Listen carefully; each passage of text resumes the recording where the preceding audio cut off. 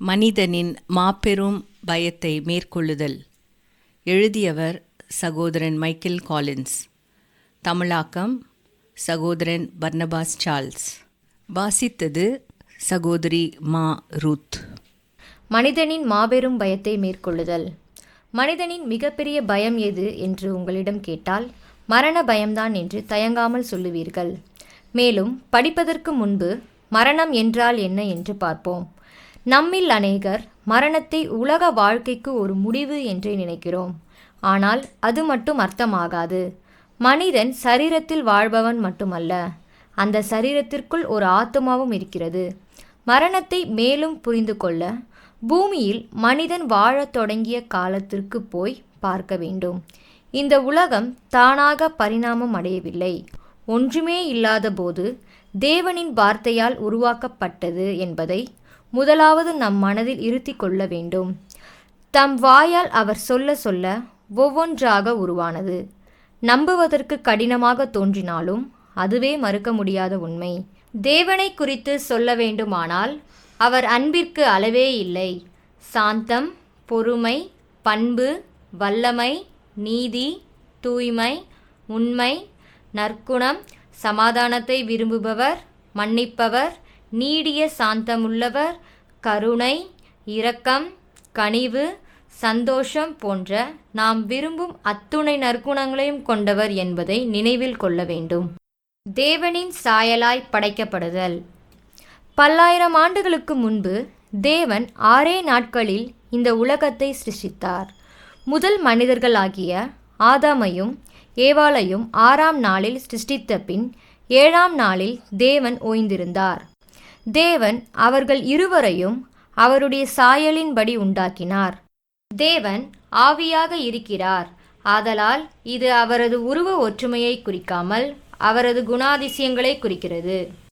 பின்பு தேவன் நமது சாயலாகவும் நமது ரூபத்தின்படியேயும் மனுஷனை உண்டாக்குவோமாக. அவர்கள் சமுத்திரத்தின் மச்சங்களையும் ஆகாயத்து பறவைகளையும் மிருக ஜீவன்களையும் பூமி அனைத்தையும் பூமியின் மேல் ஊறும் சகல பிராணிகளையும் ஆளக்கடவர்கள் என்றார். தேவன் தம்முடைய சாயலாக மனுஷனை சிருஷ்டித்தார். அவனை தேவ சாயலாகவே சிருஷ்டித்தார். ஆணும் பெண்ணுமாக அவர்களை சிருஷ்டித்தார். ஆதியாகமம் 1ஆம் அதிகாரம் 26-27. இதன் பொருள் என்னவென்றால், உருவாக்கப்பட்ட முதல் ஆணும் பெண்ணும் தேவனின் குணாதிசயங்களை பெற்றிருந்தனர். அவர்களுக்குள் அன்பு, மகிழ்ச்சி, சமாதானம், பொறுமை, கனிவு, நற்குணம், உண்மை, தயவு, சுய கட்டுப்பாடு, இன்னும் தேவனிடம் இருந்த எல்லா குணாதிசயங்களும் காணப்பட்டன. ஆத்துமாவோடும் சரீரத்தோடும் சிருஷ்டிக்கப்பட்டோம். நாம் ஒரு சரீரத்தோடும் ஆத்துமாவோடும் சிருஷ்டிக்கப்பட்டுள்ளோம். மனிதனின் சரீரத்தை மண்ணினாலே உண்டாக்கி அதன் மூக்கினுள் தன் சுவாசத்தை ஊதி உயிர் கொடுத்தார். தேவனாகிய கர்த்தர் மனுஷனை பூமியின் மண்ணினாலே உருவாக்கி ஜீவ சுவாசத்தை அவன் நாசியிலே ஊதினார். மனுஷன் ஜீவாத்துமாவானான். ஆதியாகமம் 2ஆம் அதிகாரம் வசனம் 7. இதன் பொருள் என்னவென்றால், தேவன் நித்தியமாய் இருப்பது போலவே நாமும் என்றென்றும் வாழும்படி உண்டாக்கப்பட்டோம். ஆனால் ஏதோ ஒன்று மாறியதால் இப்படி நடப்பதை தடுத்துவிட்டது.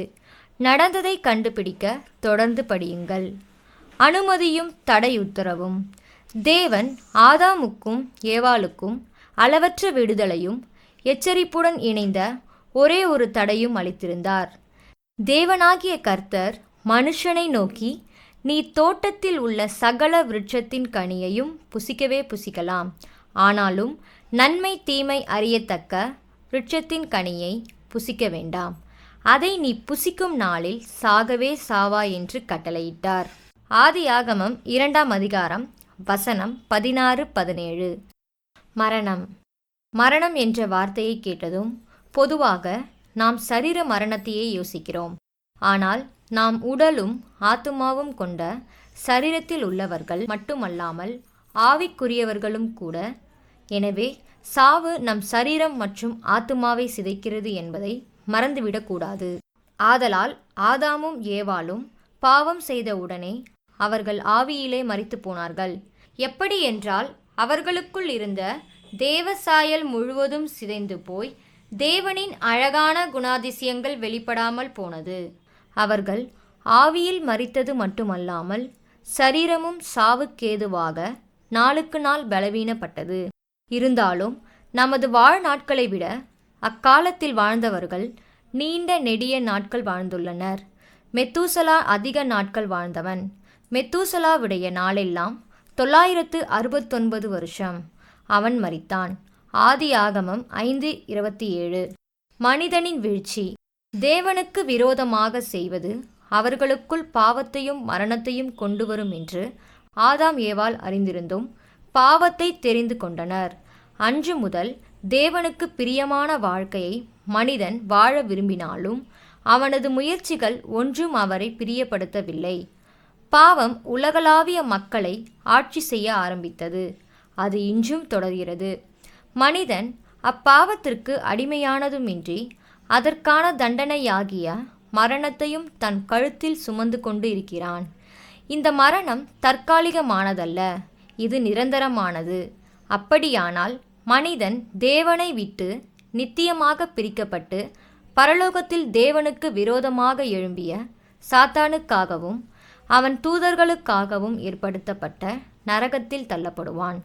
நம்மை தேவனுக்கு விரோதமாக திசை திருப்ப சாத்தானும் தன்னால் ஆன எல்லா முயற்சிகளையும் செய்து தான் சென்றடையும் நரகத்தில் நம்மையும் தள்ளி அழிக்க விரும்புகிறான். இவ்வாறு பாவமும் மரணமும் மக்களின் மீது வந்தது. இப்படியாக ஒரே மனுஷனாலே பாவமும் பாவத்தினாலே மரணமும் உலகத்திலே பிரவேசித்தது போலவும் எல்லா மனுஷரும் பாவம் செய்தபடியால் மரணம் எல்லாருக்கும் வந்தது போலவும் இதுவுமாயிற்று. ரோமர் 5:12. தேவனின் மீட்பின் திட்டம். இக்காட்சி சற்று கண்டிப்பானதாக தோன்றினாலும் இதில் ஒரு நற்செய்தியும் காத்திருக்கிறது. மனிதன் தேவனுக்கு விரோதமாக மாறினாலும் அன்பும் ஞானமும் உள்ள தேவன் நம்மை பாவத்தின் பிடியிலிருந்தும் அதன் முடிவாகிய நித்திய மரணத்திலிருந்தும் மீட்பதற்கு அவர் ஒரு திட்டத்தை வைத்திருந்தார். அத்திட்டத்தை படிப்படியாக வெவ்வேறு காலங்களில் மக்களுக்கு வெளிப்படுத்தி வந்தார். அதில் முதலாவது ஆபிரகாம் என்றவருக்கு வெளிப்படுத்தப்பட்டது. அவனும் அவன் மனைவியும் வயது முதிர்ந்த காலத்திலும் பிள்ளை பெறுவார்கள் என்ற தேவனின் வாக்குறுதியை விசுவாசித்தார்கள். அவன் தேவனின் வாக்கு தத்தத்தை விசுவாசித்தபடியால் தேவன் தமது நீதியை அவனுக்கு கொடுத்தார். தனது எந்த நற்கிரியைகளாலோ அல்லது விலை கிரியத்தினாலோ அல்லது தேவனுக்கு பலிகள் செலுத்தியதாலோ அல்ல. தேவனே அவனை நீதிமானாக்கினார்.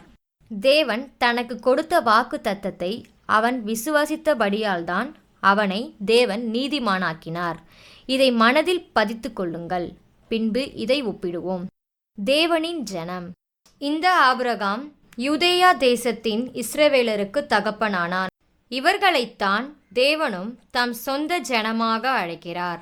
பாவத்தின் பிடியிலிருந்தும் அதன் தண்டனையிலிருந்தும் மனுக்குலத்தை மீட்டு நமக்கு நித்திய வாழ்வை கொடுக்கும் திட்டத்தை இந்த யூத வம்சத்தின் மூலமாகவே நிறைவேற்ற தேவன் திட்டம் பண்ணினார். ஆனால் தேவன் இத்திட்டத்தை நிறைவேற்றுவதற்கு முன்பு வேறு ஒன்றை செய்தார். ஆரம்பத்தில் அதை யூதர்கள் தவறுதலாக புரிந்து கொண்டனர். 2 முக்கியமான விஷயங்களை அவர்கள் உணர்ந்து கொள்ள சில கட்டளைகளை அவர்களுக்கு கொடுத்தார். முதலாவது, தேவன் பரிசுத்தத்தில் உன்னதர், நாமோ பாவத்தில் உழல்பவர். இரண்டாவது, தன் சொந்த முயற்சியால் ஒருவராலும் அந்த கட்டளைகளை கைக்கொண்டு பிழைக்க முடியாது. கட்டளைகள் கொடுக்கப்பட்டது முதல் ஜனங்கள் தங்கள் சொந்த முயற்சியால் அவற்றை நிறைவேற்ற முற்பட்டதும் வீணானது. அவற்றை கைக்கொள்ள எந்த அளவு முயற்சித்தார்களோ அந்த அளவு தோல்வியை கண்டதுதான் மிச்சம். ஏனெனில் அவை மனிதனின் சுய பலத்தினால் எட்டி பிடிக்க முடியாதவை.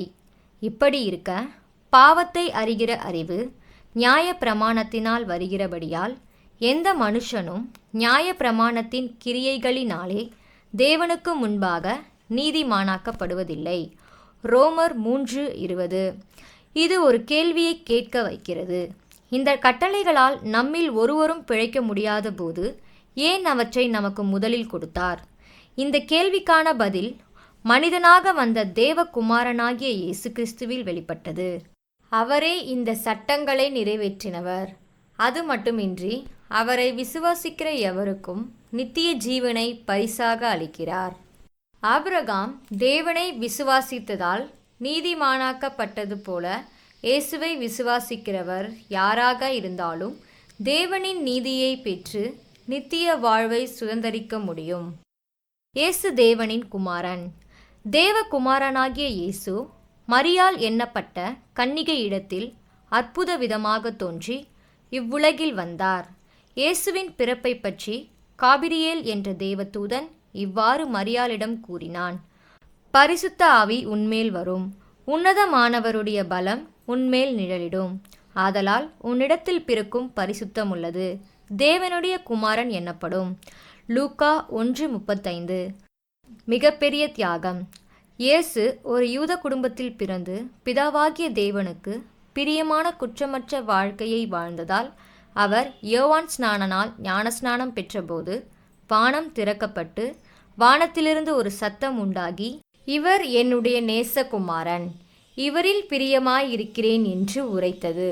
மத்தேயு 3:17.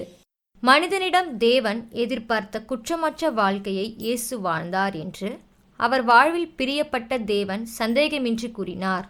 எனவே அவர் அகில உலகத்தின் பாவத்தையும் தன் மீது சுமக்கத்தக்க பூரண புருஷனாக இருக்கிறார். அன்பு, கிருபை, இரக்கம் மற்றும் தேவநீதி. தேவனின் நிபந்தனையற்ற அன்பை நிரூபிக்க இயேசு வந்தார். அவரது அன்பு நாம் யார் அல்லது எப்படி வாழ்கிறோம் என்பதை சார்ந்திராமல் அவரின் படைப்பாகிய நம்மை பூரணமாக நேசிக்கும் அன்பு. தேவனின் கிருபையை நிரூபிக்க அவர் வந்தார். அந்த வார்த்தை மாம்சமாகி கிருபையினாலும் சத்தியத்தினாலும் நிறைந்தவராய் நமக்குள்ளே வாசம் பண்ணினார். அவருடைய மகிமையை கண்டோம். அது பிதாவுக்கு ஒரே பேரானவருடைய மகிமைக்கு ஏற்ற மகிமையாகவே இருந்தது. யோவான் 1:14. கிருபை என்பது தகுதியில்லாதவனுக்கு காட்டும் தயவு, நமது பாவத்து நிமித்தம். தகுதியற்ற நாம் தேவனின் அன்பையும் ஆசீர்வாதங்களையும் பெற்றுக்கொள்வது. தேவனின் இரக்கத்தையும் நிரூபிக்க இயேசு வந்தார். எப்படி என்றால், நமது பாவத்தின் நிமித்தம் பெற வேண்டிய தண்டனையையும் நாம் பெறாமல் தவிர்ப்பது. இயேசு தேவ நீதியையும் நிரூபித்தார். எப்படியெனில், அகில உலகத்தின் பாவத்தையும் தன்மேல் ஏற்ற இயேசுவை தண்டிப்பதன் மூலம் தேவன் பாவத்தை பொறுத்து கொள்ளாமல் கண்டித்தார். எனவே தேவன் நீதி உள்ளவரும் நீதிமானாக்குகிறவருமாய் ஜனங்களை குற்றமற்றவராக அல்லது நீதியுள்ளவராக மாற்றத்தக்கவர் இருக்கிறார். தேவன் பொறுமையாயிருந்த முற்காலத்தில் நடந்த பாவங்களை தாம் பொறுத்து கொண்டதை குறித்து தம்முடைய நீதியை காண்பிக்கும் பொருட்டாகவும் தாம் நீதியுள்ளவரும் இயேசுவினிடத்தில் விசுவாசமாயிருக்கிறவனை நீதிமானாக்குகிறவருமாய் விளங்கும்படி இக்காலத்திலே தமது நீதியை காண்பிக்கும் பொருட்டாகவும். ரோமர் 3:25-26. அகில உலகத்தின் பாவங்களுக்காக தன் ஜீவனை பலியாக ஒப்புக்கொடுப்பதன் மூலம் நிறைவேற்றினார். எப்படியெனில், நமது பாவங்களின் தண்டனையாகிய மரணத்தை நாம் பெறுவதற்கு பதிலாக நமது ஸ்தானத்தில் இயேசு மரித்ததினால் நாம் அந்த தண்டனைக்கு தப்பி மாறாக நித்திய ஜீவனை பெற்றுக்கொள்ளலாம். யோவான் 3:16 இயேசு சொன்னார், தேவன் தம்முடைய ஒரே பேரான குமாரனை விசுவாசிக்கிறவன் எவனோ அவன் கெட்டு போகாமல் நித்திய ஜீவனை அடையும்படிக்கு அவரை தந்தருளி இவ்வளவாய் உலகத்தில் அன்பு கூர்ந்தார். அந்த ரோமானிய சிலுவையில் கொடூர மரணமடைந்ததுமின்றி 3ஆம் நாள் உயிர்த்தெழுந்ததனால் நம் சார்பில் பலியான அவரது தியாகம் தேவனால் அங்கீகரிக்கப்பட்டது நிரூபணமாகிறது. தேவனின் நீதி. நமது ஸ்தானத்தில் இயேசு மரித்ததனாலும் மீண்டும் உயிர்த்தெழுந்ததாலும் நமது பாவங்களுக்கான தண்டனையை சுமந்ததுமின்றி தம்மை விசுவாசிக்கின்ற யாவருக்கும் தேவநீதியை பரிசாக அளிக்கிறார். இப்படி இருக்க நியாய பிரமாணம் இல்லாமல் தேவநீதி வெளியாக்கப்பட்டிருக்கிறது.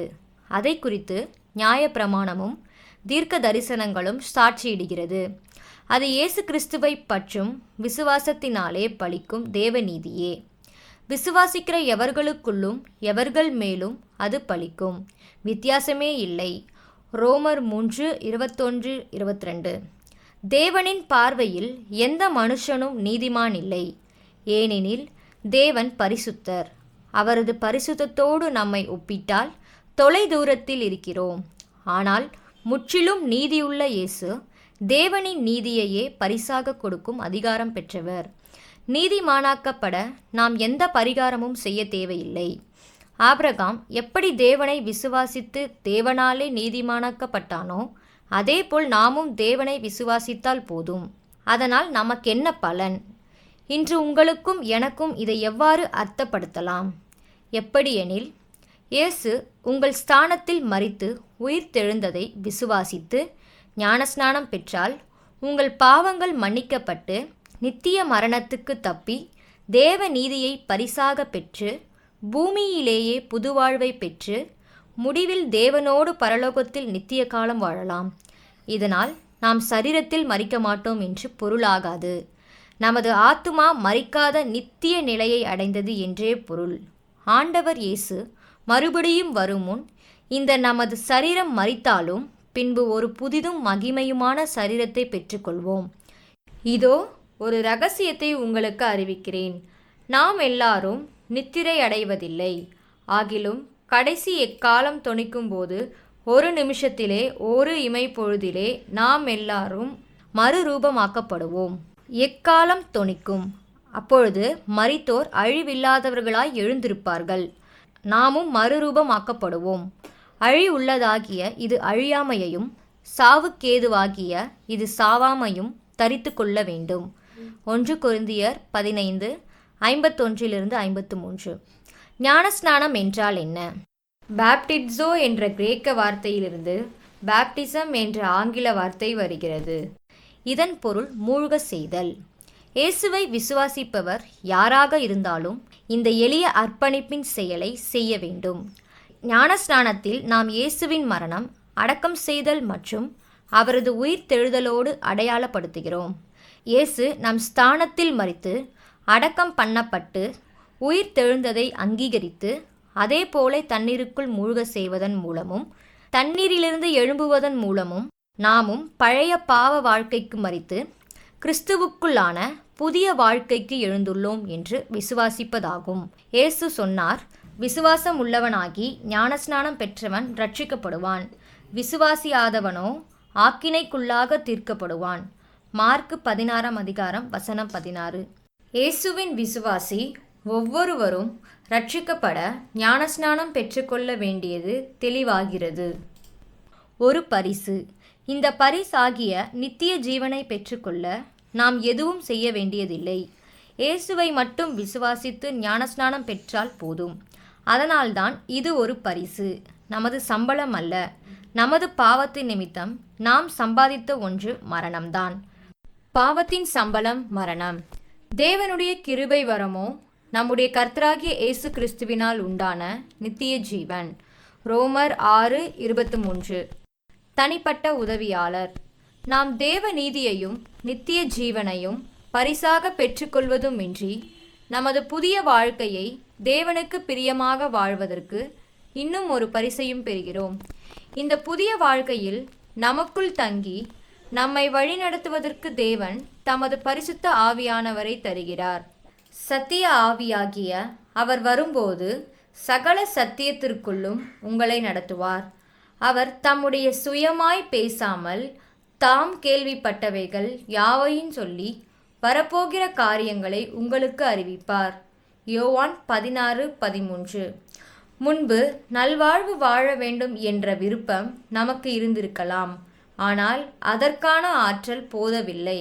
ஆனால் இப்போது தேவனுக்கு பிரியமான புதுவாழ்வு வாழ்வதற்கான விருப்பமும் ஆற்றலும் பெறுகிறோம். பிலிப்பியர் 2:13 அப்போஸ்தலனாகிய பவுல் கூறுகிறார், ஏனெனில் தேவனே தம்முடைய தயவுள்ள சித்தத்தின்படி விருப்பத்தையும் செய்கையையும் உங்களில் உண்டாக்குகிறவராயிருக்கிறார். மேலும் இயேசுவை விசுவாசிக்கும் நமக்காக தேவன் வாக்களித்த நித்திய வாழ்வுக்கு பரிசுத்த ஆவியானவரே உத்தரவாதமாக அல்லது அச்சாரமாக இருக்கிறார். மீண்டும் அவர் எபேசியர் 1:13-14 கூறுகிறார், நீங்களும் உங்கள் இரட்சிப்பின் சுவிசேஷமாகிய சத்திய வசனத்தை கேட்டு விசுவாசிகளான போது வாக்குத்தத்தம் பண்ணப்பட்ட பரிசுத்த ஆவியால் அவருக்குள் முத்திரை போடப்பட்டீர்கள். அவருக்கு சொந்தமானவர்கள் அவருடைய மகிமைக்கு புகழ்ச்சியாக மீட்கப்படுவார்கள் என்பதற்கு ஆவியானவர் நம்முடைய சுதந்திரத்தின் அச்சாரமாயிருக்கிறார். அப்படியானால் தேவன் தமது பரிசுத்த ஆவியானவரை நமக்குள் தங்கி வசிக்கும்படி கொடுப்பார். அதனால் இயேசு வரும்போது நித்திய வாழ்வு நமக்காக காத்திருப்பதை நிச்சயித்துக் கொள்கிறோம். மரணத்தை குறித்த பயத்தோடே நாம் இதுவரை வாழ்ந்து கொண்டிருந்தாலும் தாம் உயிர்த்தெழுதலின் மூலம் மரணத்தை ஜெயித்த இயேசுவை நாம் விசுவாசிப்பதன் மூலமே இதை மாற்றலாம். அவர் மறுபடியும் வரும்பொழுது நாமும் கூட உயிர்த்தெழுவோம் என்ற உறுதியான நம்பிக்கை இப்போது தருகிறார். ஆதலால் பிள்ளைகள் மாம்சத்தையும் இரத்தத்தையும் உடையவர்களாயிருக்க அவரும் அவர்களைப் போல மாம்சத்தையும் இரத்தத்தையும் உடையவரானார். மரணத்துக்கு அதிகாரியாகிய பிசாசானவனை தமது மரணத்தினாலே அழிக்கும்படிக்கும் ஜீவ காலமெல்லாம் மரண பயத்தினாலே அடிமைத்தனத்திற்குள்ளானவர்கள் யாவரையும் விடுதலை பண்ணும்படிக்கு அப்படியானார். எபிரேயர் 2:14-15. எனவே நமக்கு மரணம் நேரிட்டாலும் அதை குறித்து நாம் பயப்பட தேவையில்லை. ஏனெனில் இயேசு உயிர்த்தெழுந்தது போல நாமும் அவர் வரும்பொழுது உயிர்த்தெழுவோம் என்று அறிந்திருக்கிறோம். அவர் வருகை மிக சமீபம். அவர் வருவதற்கு முன் உலகத்தில் மகா உபத்திரவம் நேரிடும் என்று இயேசு முன் அறிவித்திருக்கிறார். உபத்திரவங்களுக்கு முன் அவர் வருகைக்கு சில அடையாளங்களும் தோன்றும். இந்த அடையாளங்கள் உண்மையாகவே நம் கண்களுக்கு முன் ஒவ்வொரு நாளும் நடைபெறுகிறது. மத்தேயு 24:7-8 இயேசு சொன்னார், ஜனத்துக்கு விரோதமாய் ஜனமும் ராஜ்யத்துக்கு விரோதமாய் ராஜ்யமும் எழும்பும். பஞ்சங்களும் கொள்ளை நோய்களும் பூமி அதிர்ச்சிகளும் பல இடங்களில் உண்டாகும். இவைகளெல்லாம் வேதனைகளுக்கு ஆரம்பம். தெய்வீக அழைப்பு. இந்த பூமியிலே புது வாழ்வை பெறுவதற்கு அவருடைய குமாரன் இயேசுவை விசுவாசிக்கும்படி தேவன் தாமே உங்களை அழைக்கிறார். அவருடைய சாயலுக்கு அல்லது குணாதிசயங்களுக்கு ஒப்பாக உருமாற்றி பின் அவரோடு கூட நித்திய காலமாக பரலோகத்தில் வாழ்ந்திட அழைக்கிறார். இயேசுவை பின்பற்றும் இந்த தீர்மானத்தை குறித்து நீங்கள் ஒரு நாளும் வருத்தப்பட மாட்டீர்கள். இன்னும் தாமதிக்க வேண்டாம். இப்பொழுதே இந்த அழைப்பை நீங்கள் ஏற்றுக்கொள்ளலாம். நீங்கள் இருக்கிற இடத்தில் விரும்பிய எந்த மொழியிலும் இப்பொழுதே தேவனோடு பேசலாம். அவர் செவி கொடுப்பார். உங்கள் பாவத்திற்கான தண்டனையை அவர் சுமந்து தீர்த்தார் என்பதை விசுவாசிப்பதாக அவரிடம் கூறி உங்கள் பாவங்களை மன்னிக்கும்படி வேண்டுங்கள். நீங்கள் எந்த பாவம் செய்திருந்தாலும் அவற்றை அவர் முற்றிலும் மன்னிப்பதற்கு ஆற்றலும் விருப்பமும் உள்ளவர். பின்பு நீங்கள் தேவ நீதியையே பரிசாக பெற்றுக்கொள்வீர்கள். உங்கள் வாழ்க்கையில் அவருக்கு இடம் கொடுங்கள். அப்பொழுது அவர் உங்களுக்குள் தங்கும் பரிசுத்த ஆவியானவரை கொடுப்பார். உடனடியாக நீங்கள் குற்ற உணர்வுக்கு விடுபட்டு மன்னிப்பை அனுபவிப்பீர்கள். விவரிக்க முடியாத சமாதானத்தையும் உலகம் தர முடியாத சந்தோஷத்தையும் பெற்றால் வாழ்க்கை முற்றிலும் மாறிவிடும். யோவான் 14:27 இயேசு சொன்னார், சமாதானத்தை உங்களுக்கு வைத்து போகிறேன், என்னுடைய சமாதானத்தையே உங்களுக்கு கொடுக்கிறேன். உலகம் கொடுக்கிற பிரகாரம் நான் உங்களுக்கு கொடுக்கிறதில்லை. உங்கள் இருதயம் கலங்காமலும் பயப்படாமலும் இருப்பதாக. ஏசாயா என்ற தீர்க்கதரிசியின் மூலம் ஏசாயா 1:18 தேவன் சொன்னார், வழக்காடுவோம் வாருங்கள் என்று கர்த்தர் சொல்லுகிறார். உங்கள் பாவங்கள் சிவேரென்றிருந்தாலும் உறைந்த மழையைப் போல வெண்மையாகும். அவைகள் இரத்தாம்பர சிவப்பாயிருந்தாலும் பஞ்சை போலாகும். இது மட்டுமல்ல, நீங்கள் தேவனுடைய பிள்ளையாக மாறிவிடுகிறீர்கள். இதை கற்பனை செய்து பாருங்கள். பேரண்டத்தின் கடவுள் உங்கள் தகப்பனாகிறார். உலகத்தின் எந்த ஒரு தகப்பனையும் விட தேவன் உங்களுக்கு நெருக்கமானவராகி விடுகிறார். அவருடைய நாமத்தின் மேல் விசுவாசம் உள்ளவர்களாய் அவரை ஏற்றுக்கொண்டவர்கள் எத்தனை பேர்களோ அத்தனை பேர்களும் தேவனுடைய பிள்ளைகள் ஆகும்படி அவர்களுக்கு அதிகாரம் கொடுத்தார். யோவான் 1:12. உங்களை லௌகீக மரணத்திலிருந்து ரட்சித்து நித்திய ஜீவனை கொடுப்பதற்காக இயேசு என்ன செய்திருக்கிறார் என்பதையெல்லாம் வாசித்த நீங்கள் அதை விசுவாசிப்பீர்களானால் இந்த வார்த்தைகளை ஒரு வழிகாட்டும் குறிப்பாக பயன்படுத்தி நீங்களே ஆண்டவரிடம் ஜெபம் செய்யலாம். நீங்கள் விரும்பியது போல எந்த மொழியிலும் தேவனிடம் ஜெபிக்கலாம், அவரும் செவி கொடுப்பார். தேவனே, நான் செய்த பாவங்களுக்காக எனக்கு பதிலாக மரிக்கும்படி நீர் உமது குமாரன் இயேசுவை இந்த உலகத்தில் அனுப்பினீர் என்று விசுவாசிக்கிறேன். அவர் எனக்காக மரித்து உயிர்த்தெழுந்து பரலோகத்திற்கு வந்துள்ளார் என்பதை விசுவாசிக்கிறேன். அங்கிருந்து அவர் திரும்ப வந்து என்னை உம்மிடம் கொண்டு செல்வார் என நம்புகிறேன். உமக்கு விரோதமாக நான் செய்த எல்லா பாவங்களுக்காக வருந்துகிறேன். அவற்றை எனக்கு மன்னியும். பரிசுத்த ஆவியின் பலத்தோடு ஒரு புது வாழ்க்கையை நான் வாழ விரும்புகிறேன். என் வாழ்க்கையை முழுவதுமாக உமக்கு அர்ப்பணிக்கிறேன். என் எஞ்சிய நாட்கள் உம்மால் வழி நடத்தப்பட விரும்புகிறேன். உம்முடைய குமாரன் இயேசுவின் நாமத்தில் இந்த ஜெபத்தை ஏறெடுக்கிறேன். ஆமென். மேலே உள்ள ஜெபத்தை நீங்கள் செய்திருந்தால் அல்லது உங்கள் சொந்த வார்த்தைகளால் ஜெபித்திருந்தால் இப்போது நீங்கள் ஒரு புது மனிதன். உங்கள் பழைய மனுஷன் களையப்பட்டு தேவனுடைய பரிசுத்த ஆவியானவரின் பலத்தோடு ஒரு புதிய வாழ்க்கையை தொடங்குகிறீர்கள். 2 கொரிந்தியர் 5:17 அப்போஸ்தலனாகிய பவுல் சொன்னார், இப்படி இருக்க ஒருவன் கிறிஸ்துவுக்குள்ளிருந்தால் புது சிருஷ்டியாயிருக்கிறான். பழையவைகள் ஒழிந்து போயின, எல்லாம் புதிதாயின. உங்களுக்குள் வாசமாயிருக்கிற தேவனுடைய பரிசுத்த ஆவியானவரால் நீங்கள் வழி நடத்தப்படுகிறபடியால் நித்திய ஜீவனை பெற்ற உறுதியுடன் வாழலாம்.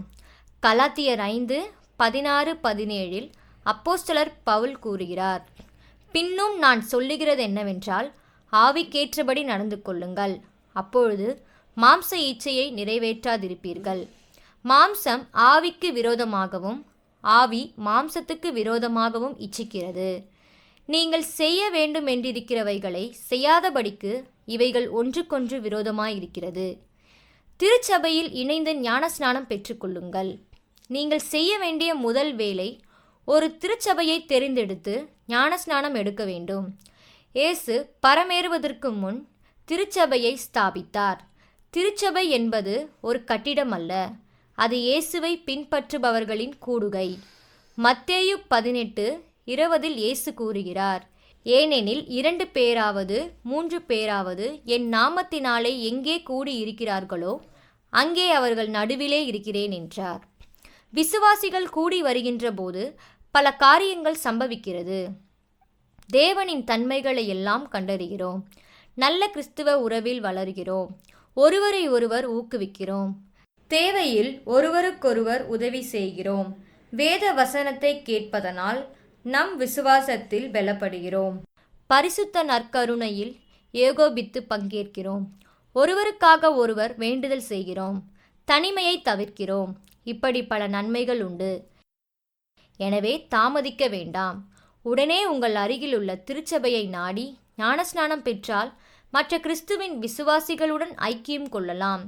உங்கள் வாழ்க்கையில் தேவன் கொண்டு வரும் மாற்றங்களை நீங்கள் பார்க்கலாம். மரணத்தை குறித்த பயம் இனி தேவையில்லை. நித்திய வாழ்வு உங்களுக்கு உண்டு என்ற நம்பிக்கை இருந்தால் மரணத்தை குறித்த பயமே இனி தேவையில்லை என்பதை பாருங்கள். இவ்வுலகில் நீங்கள் தேவனின் குணாதிசயங்களை மேலும் பிரதிபலித்து வாழும் வாழ்க்கை எத்தனை அழகுள்ளது. மண்ணுலகில் நாம் உயிர் பிரிந்தாலும் ஆண்டவர் இயேசு திரும்ப வரும்போது தேவனின் பிரசன்னத்தில் நித்திய காலமாக வாழலாம். தேவனோடும் தேவ ஜனங்களோடும் நாம் தொடங்கும் இந்த புதிய உறவு முறையை ஆண்டவர் மிகுதியாக ஆசீர்வதிப்பாராக. உங்களிடம் பைபிள் இல்லை என்றாலோ மற்றும் பைபிளை வாங்க முடியாவிட்டாலோ நீங்கள் பைபிளை இணையம் வழியாகவோ அல்லது இந்த இணைப்பின் மூலம் அணுகக்கூடிய YouVersion பைபிள் செயலி வழியாகவோ படிக்கலாம்.